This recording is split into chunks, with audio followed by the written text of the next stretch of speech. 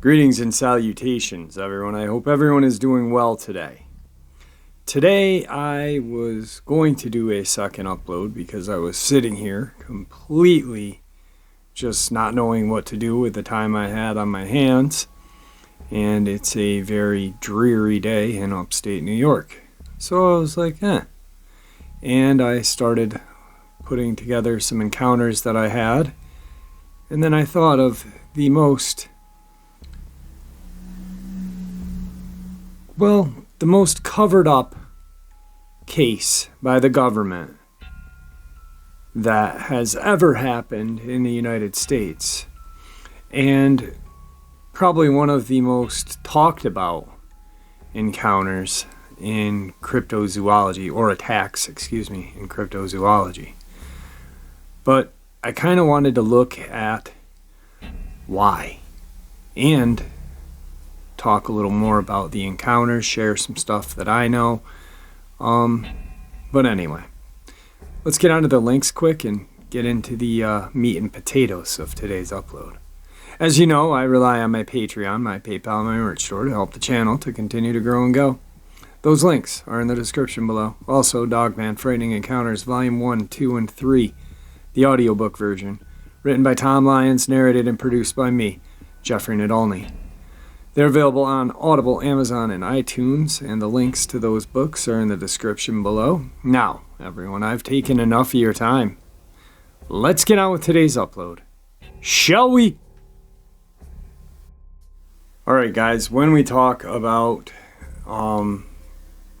unsolved, unknown animal attacks, a lot come to mind, especially for those of you who listen to my channel, because I talk about it all the time. Or not all the time, but a lot, because I think it is part of what we do on this channel. I mean, I want to bring as much information to everybody as possible to keep everybody safe. The government covers up these things for reasons. The first, you think about it. Brenda Hamilton, boom, right there. The home health nurse out of Texas, Donald Allen out of Florida, the gentleman from Lipan, Texas, the young man or young boy from Kentucky, even going further back to the Smoky Mountains, back in the 60s, 50s, whenever. My brain is not on that case right now, so in middle name Lloyd.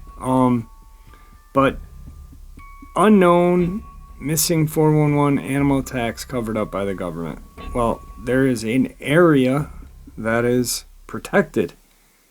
And there's not just, and it's the LBL, and there's not just two, the bow hunter and the family. There's a lot more, and I've shared plenty of other encounters that have happened in the LBL.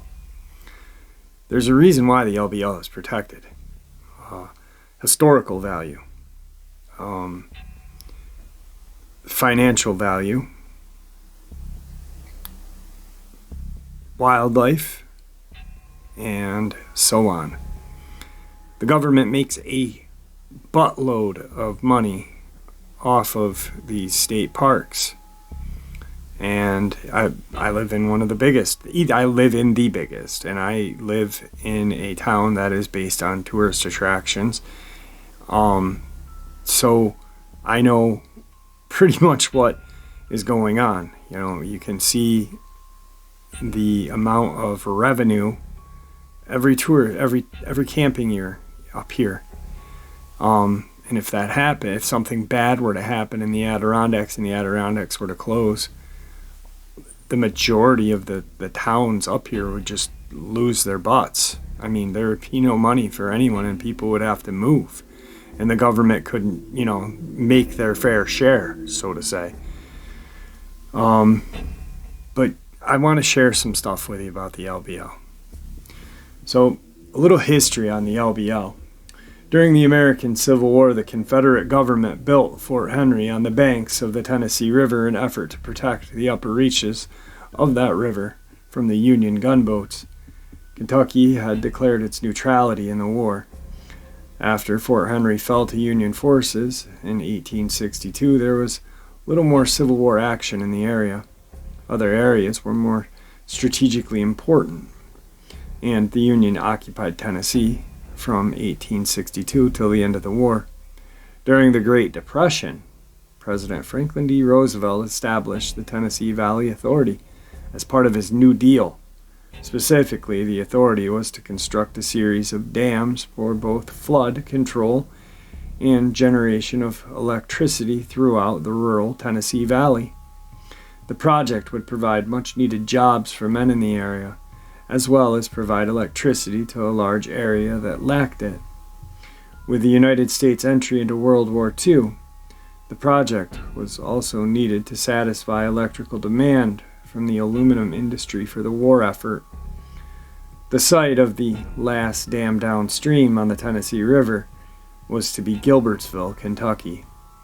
The resulting impoundment, completed in the early 1940s, resulted in Kentucky Lake, because the project would result in flooding of some of the low-lying land on the western side of the area.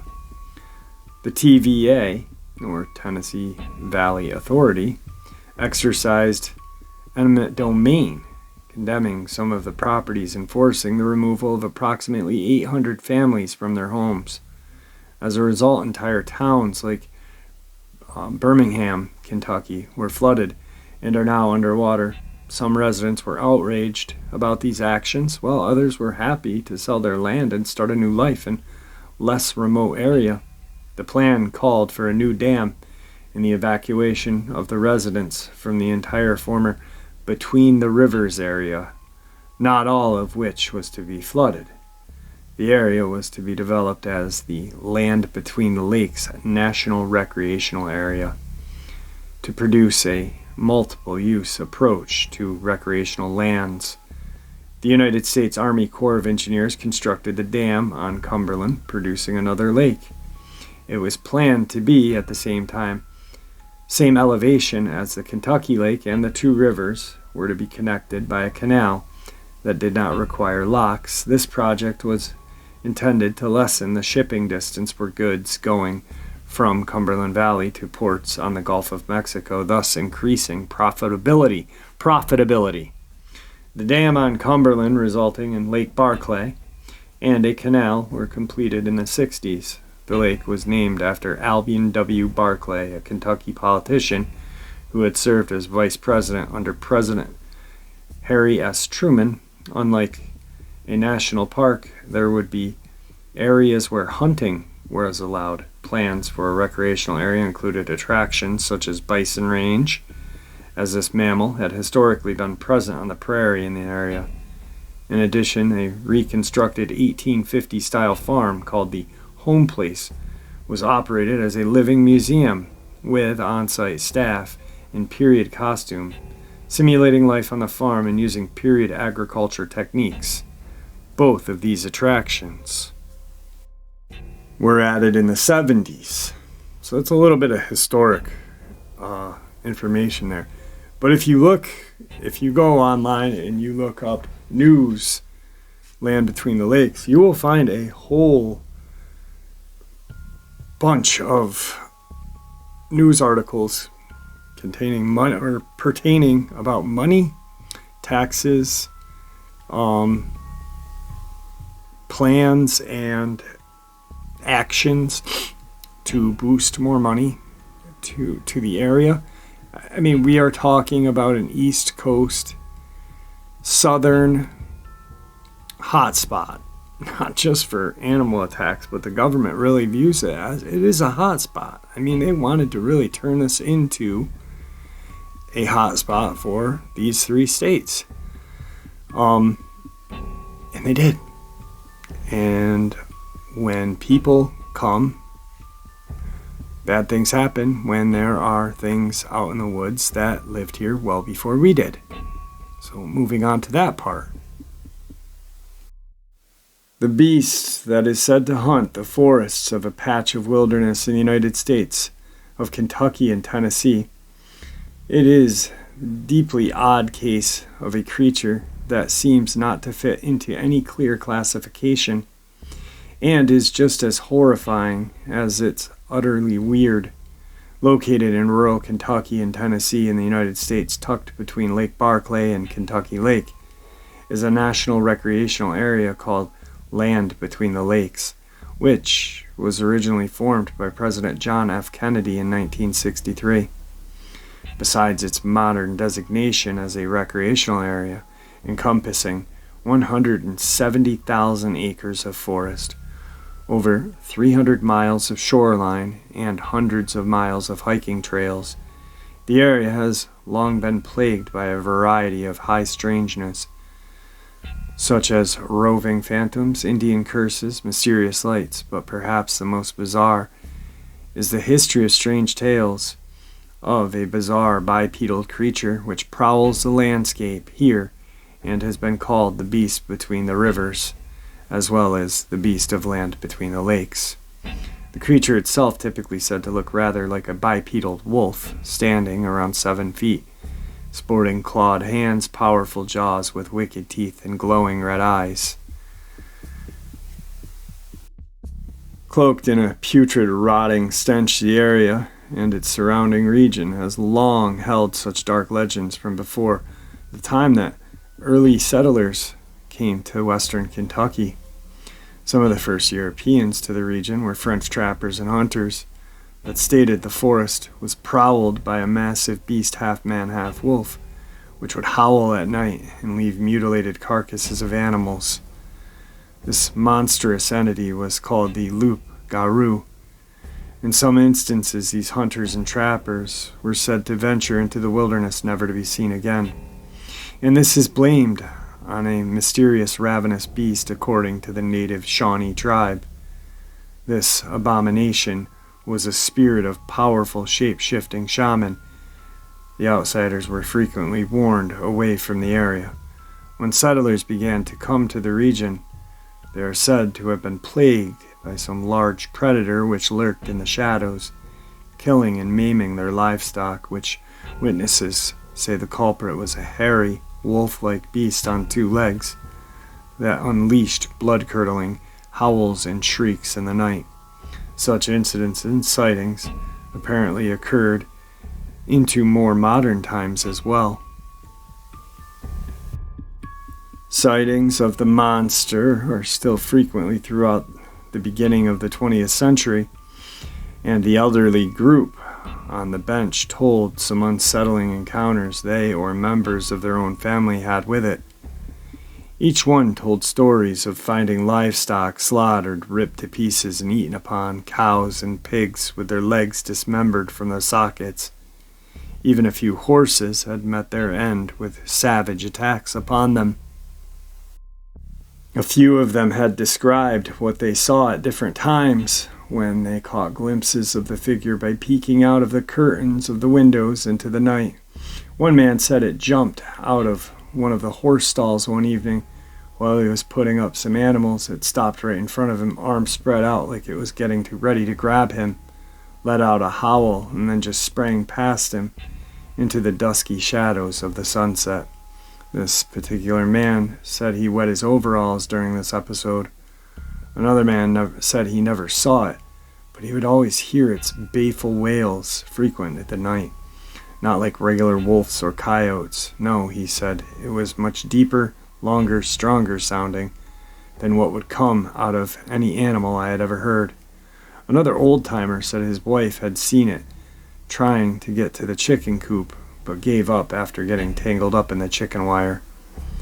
They all had tales of someone's hound dog getting killed or ripped apart limb from limb, someone's pig or cow or chicken getting eaten, mysterious footprints left in the mud, and the stench it left behind wherever it was. There has been a lot of encounters with this beast of the land between the lakes. Even up into modern times. In '73, a group of students from Murray State University were reportedly camping in the area one evening, and one of the group went off into the trees to relieve himself. When he came back, he was reportedly quite pale and shaking in fear, and explained that he heard something large breathing in the darkness, and that he had an overpowering sense of being watched, eyes heavy upon him. Not long after this, something could be heard moving and crashing through the surrounding brush, snorting and sniffing the whole time, as if circling the campsite. The increasingly spooked campers could not actually see anything at the time, even when the light of their flashlights stabbed out into the clinging dark, but they definitely heard something, and whatever it was seemed to be quite agitated. Just as they thought things couldn't get any worse, there was supposedly a sudden deafening and completely unearthly howl that boomed forth from the forest, shaking them to the core, followed by an unmistakable sight of a pair of eyes glowing red in the night. This was enough to send the panicked group running as fast as they could to their nearby Volkswagen bus and driving off. Whatever this beast was gave chase, and it reportedly actually caught up to them, grabbed the back of the bus with enough power to stop it in its tracks. The driver then floored it, the wheel squealed defiantly, and managed to finally break free from its grip. When the students got back to their university, they claimed that there had been quite a lot of damage done to their vehicle, including gashes, gouges, and bits of missing metal. Another account comes from Jan Thomas. It allegedly occurred to her and her cousin Joe in the summer of '78. Joe apparently was an avid rider of dirt bikes, with which he would go tearing through the forest trails. And on this day he was out on his usual as Jan and their other cousin sat outside. At some point they claimed they could hear Joe's dirt bike suddenly issue a frantic whine as it rapidly picked up speed and began racing in their direction at top speed. And he came through bursting the trees, making a frantic beeline toward the house, finally skidding wildly to a halt, after which the visibly shaken Joe began gazing back toward the tree line when Jan would explain what happened next. We followed his gaze, not understanding what he was trying to escape. In silence, we watched with him for 30 seconds, and then the dog started barking, growling, and then whining, trying to get out of the pen in a frantic panic of digging and gnawing at the fence. It grabbed me. "Look at my leg," Joe screamed, making us jump with alarm at the sound of his voice. We looked down at his Levi's and saw scratch marks going across his right thigh, scratches that tore through the tough denim and left small bloody marks on his skin. The marks were like bear claws, not those caused by branches or sticky bushes, but a definite wide pattern of a paw print. It walked on two legs. His voice startled them again. As he was trying to tell his story, in between huge gulps of air, he was frightened beyond belief, and bits and pieces of what he was striving with extreme effort to tell us was coming out in loud syllables that filled us both with the same dread. It was following me through the woods along the path from the old sawmill. Harry, it was Harry. It had a snout as well, and it walked on two legs. It ran on two legs. His voice was sputtering slower, his eyes were still wide, and she could see the pulse of his heartbeat throbbing under the skin of his temples. This very dramatic and impressive detailed report goes to say that the air was then pierced by a sound of a howl of a wolf, only with a nightmarish intensity so deep. The dogs at this time were reportedly shaking and cowering in fear, staring expectantly at the forest. Then out of the trees crept a creature, the likes of which none of them had ever seen. It was described as being huge, hairy, and walking on two legs. The snout was long, and the witnesses were very specific that it was much different in appearance of the Bigfoot. When the security light of the driveway turned on, the startled creature was illuminated, and with the darkness melted away, it went from a vague, shadowy figure to something that was very wolf-like in appearance, with large black eyes.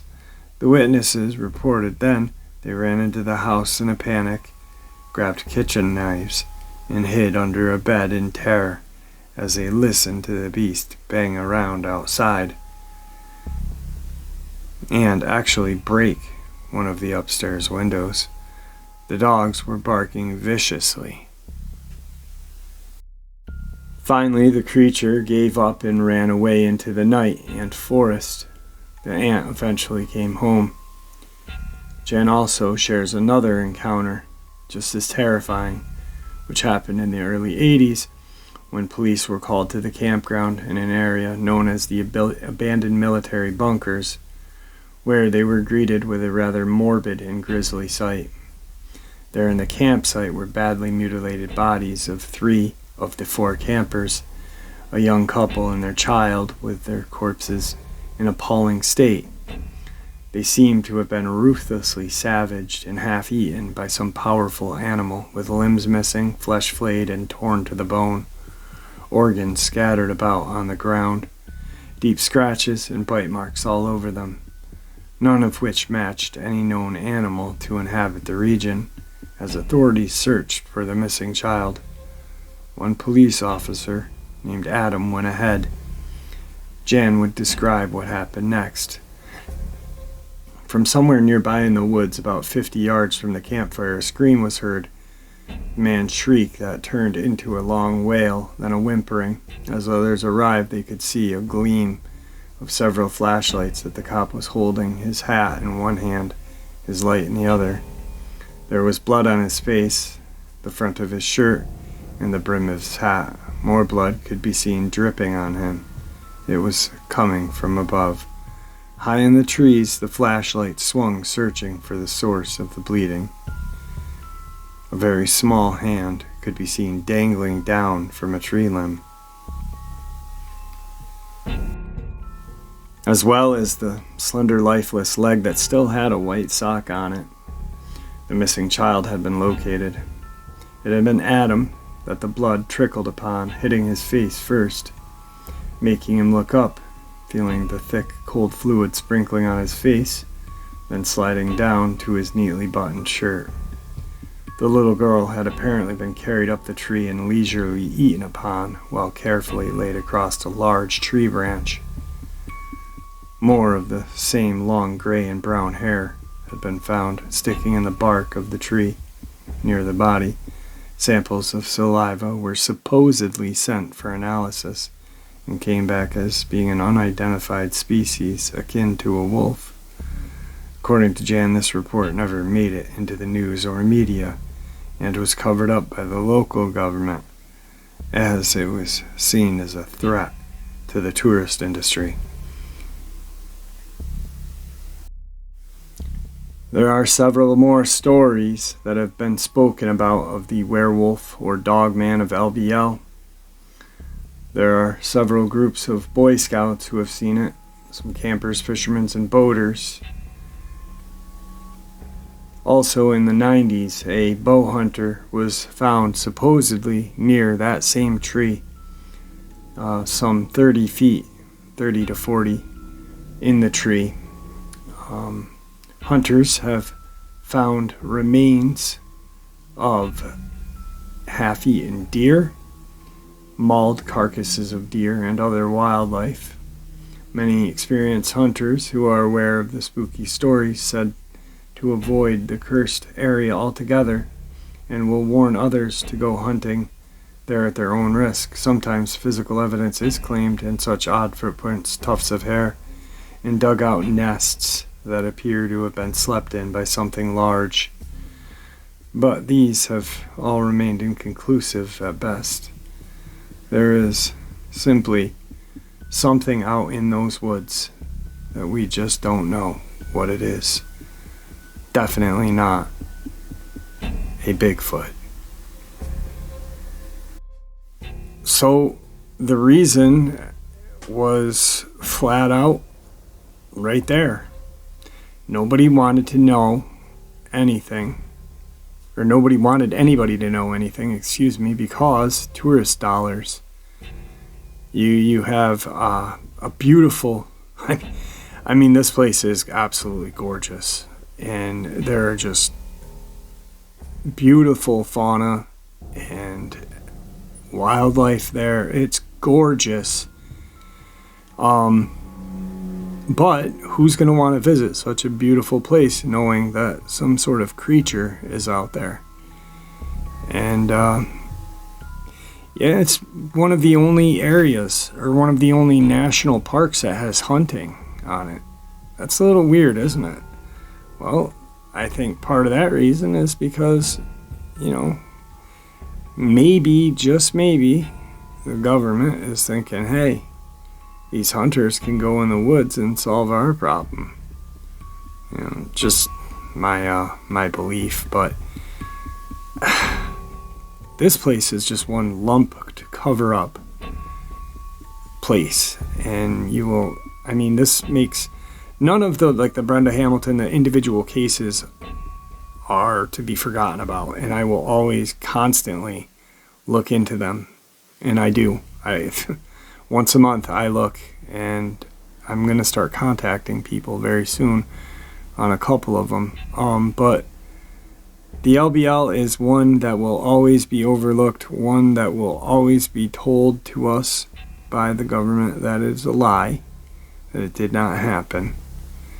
But that is not true. We all know what happened. Photos at the bottom, guys. Enjoy.